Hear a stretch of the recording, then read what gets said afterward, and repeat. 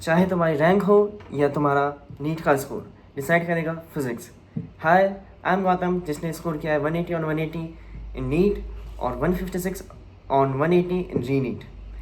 तो आइए स्टार्ट करते हैं आज का वीडियो, जो इंक्लूड करेगा how to improve your physics. तो first of all, starting with first point, जितना टाइम आप फिज़िक्स को दोगे वो उतने आपको नंबर देगी। देखो, मैथ्स सीधी सी है। अगर आप फिज़िक्स की प्रैक्टिस करेंगे, क्वेश्चन प्रैक्टिस करेंगे, तो ऑब्वियसली आपको बेनिफिट होगा।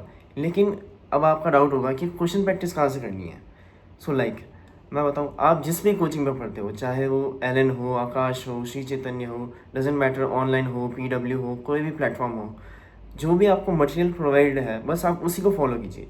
ये नहीं कि जैसे मैं एलन में पढ़ता था, तो ये नहीं कि मैं एलन की मॉड्यूल भी सॉल्व कर रहा हूँ, PW भी देख रहा हूँ, और वो छोड़ दीजिए आप। अगर आप एलन में पढ़ रहे हैं तो सिर्फ एलन को फॉलो कीजिए, PW में पढ़ रहे हैं तो सिर्फ PW को फॉलो करिए। क्योंकि जितने भी कोचिंग के मटेरियल होते हैं ऑलमोस्ट सिमिलर से होते हैं, ज़्यादा फर्क नहीं होता उनमें, सब एक दूसरे का ही कॉपी करते हैं। तो अब जो क्वेश्चन प्रैक्टिस है उसे रेगुलर रखिए। ये नहीं कि आज आपने 2 घंटे फिजिक्स पढ़ ली, कल गायब है, परसों आधा घंटा पढ़ लिया, फिर 1 घंटा, ये नहीं चलेगा। मुझे याद है, जब मैं कोटा में रहता था, मैंने लिटरली हर दिन 2 से 3 घंटे फिजिक्स को पढ़ा है। पढ़ा मतलब ये नहीं कि सिर्फ नोट्स रिवाइज़ करें, ये बिल्कुल नहीं। नोट्स भी रिवाइज़ किए थे और साथ साथ क्वेश्चन भी लगाए थे। तो उससे फ़ायदा मुझे ये हुआ था कि मेरा जो कॉन्सेप्ट और जो मेरी पकड़ थी फिज़िक्स पर, वो हमेशा क्लियर रहती थी। अब सेकंड पॉइंट है कि ट्रस्ट योर टीचर्स। मैंने बहुत सारे बच्चे देखे हमारी क्लास में, कोटा की बात करता हूँ मैं, कोटा क्लासरूम में बैठे हैं, ऑफलाइन बैच ज्वाइन कर रखा है, ऑफलाइन वो कोचिंग आ रहे हैं, लेकिन देखते वो PW का लेक्चर्स थे। तो होता ये था कि ऑफलाइन उनको विश्वास है नहीं टीचर्स पे, और ऑनलाइन जो है उनसे कुछ हो नहीं रहा। ठीक है, तो बात सीधी सी है, उनका चैप्टर क्लियर नहीं होता था और वो रह जाते थे डाउट में। तो ये गलती आप मत करना। आप चाहे किस भी कोचिंग पर कहीं भी जगह पढ़ रहे हो, make sure you trust your teachers.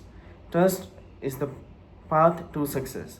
ठीक है, आप चाहे ऑनलाइन पढ़ो, ऑफलाइन पढ़ो, अपने टीचर्स पर विश्वास कीजिए, उनसे डाउट पूछिए। जितना इंटरेक्शन करेंगे उतना आपका सब्जेक्ट पर स्ट्रांग होगा। ये नहीं कि आप डाउट नहीं पूछ रहे। मेरे साथ हुआ था, मैंने एक डाउट था, सिली डाउट, और मैंने वो पूछा नहीं था क्लास में, मैंने सोचा सिली है, और वही डाउट मेरे टेस्ट में आ गया था। तो ऐसी गलतियाँ आप अवॉइड कीजिए। नेक्स्ट पॉइंट है कि शॉर्ट नोट्स बनाने हैं या नहीं बनाने। देखिए, short notes are must, but ऐसा नहीं हो कि आप सिर्फ शॉर्ट नोट्स के भरोसे हो। मैंने बच्चे देखे, उन्होंने एक बार चैप्टर पढ़ लिया, शॉर्ट नोट्स बना लिए, दीवार पे चिपका लिए, बस ख़त्म। अब कॉपी को वो कभी हाथ नहीं लगाएंगे।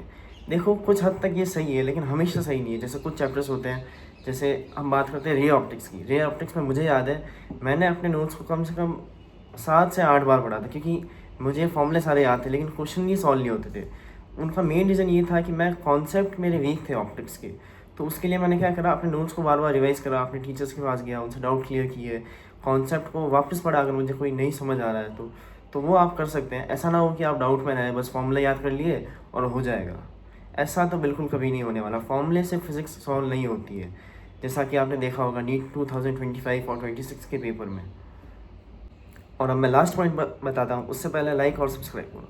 तो लास्ट पॉइंट है कि अवॉइड सिली मिस्टेक। मैंने बहुत सारे बच्चे देखे जिनके कॉन्सेप्ट क्लियर है, उन्होंने क्वेश्चन प्रैक्टिस अच्छे से करी है, लेकिन टेस्ट में क्या होता है कि वो जो टाइम लिमिट होती है ना, उन टाइम लिमिट की वजह से उनके क्वेश्चन गलत हो जाते हैं। फॉर एग्जांपल लीजिए, अगर आप 50 क्वेश्चन सॉल्व करते हैं और दूसरी तरफ 50 क्वेश्चन 50 मिनट में सॉल्व करते हैं, मैं गारंटी दे सकता हूँ अगर आपके सेम क्वेश्चन है ना, फिर भी उस टाइम लिमिट में आपके ज़्यादा क्वेश्चन गलत होंगे, क्योंकि आपका जो दिमाग है वो प्रेशर फील करेगा। और इसको डील करने का एक ही तरीका है कि अवॉइड द प्रेशर।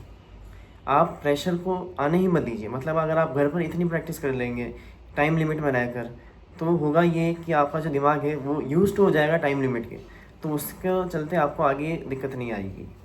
और एक इम्पॉर्टेंट चीज़ है कि आप ये मत सोचिए कि मैं इस जगह से क्वेश्चन करूँगा तो मेरे क्वेश्चन मैच हो जाएंगे। देखो, मैंने नीट दिया है और ये नीट दिया है, दोनों में अभी तक मुझे 5 से ज़्यादा क्वेश्चन ऐसे नहीं दिखे जो कि मैच हुए थे, मतलब एज इट इज़ दिखे थे।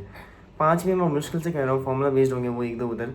बस आप ये मत सोचिए कि मैंने भाई इस टीचर से पढ़ा है तो इसके नोट से सीधे क्वेश्चन आते, तो ऐसा तो कभी नहीं होने वाला। देखो, नीट दे दिया, रीनीट दे दिया, ऐसा अभी तक नहीं हुआ, क्योंकि भाई एनटीए क्वेश्चन बना रहा है, भले वो पेपर लीक कर दे रहा है, वो ठीक है, लेकिन वो क्वेश्चन जब बनाता है, पूरी कम्युनिटी बैठती है, तो अच्छे क्वेश्चन बनते हैं, नए क्वेश्चन बनते हैं। तो आप ये कभी मत सोचिए कि मैं क्वेश्चन याद करके चला जाता हूँ। याद करने वाला सिस्टम इज़ फेल। ठीक है, 25 में और 26 में तो फेल है, 24 तक चलता था, ठीक है। तो भाई याद करना छोड़िए, क्वेश्चन को कॉन्सेप्ट पर ध्यान दीजिए और प्रैक्टिस करिए। That's all. Make sure to like and subscribe, and thank you. अगली स्ट्रैटेजी आएगी बायो और केमिस्ट्री के लिए।